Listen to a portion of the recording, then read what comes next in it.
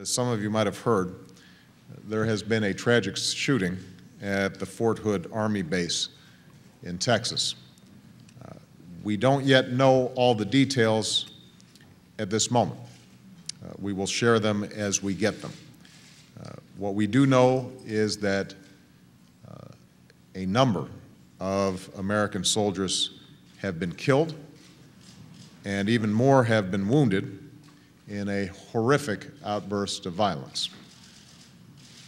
My immediate thoughts and prayers are with the wounded and with the families of the fallen and with those who live and serve at Fort Hood. These are men and women who have made the selfless and courageous decision to risk and at times give their lives to protect the rest of us on a daily basis. It's difficult enough when we lose these brave Americans in battles overseas. It is horrifying that they should come under fire at an Army base on American soil. I've spoken to Secretary Gates and the Chairman of the Joint Chiefs of Staff, Admiral Mike Mullen, and I will continue to receive a constant stream of updates as new information comes in. We are working with the Pentagon, the FBI, the Department of Homeland Security, all to ensure that Fort Hood is secure, and we will continue to support the community with the full resources of the federal government.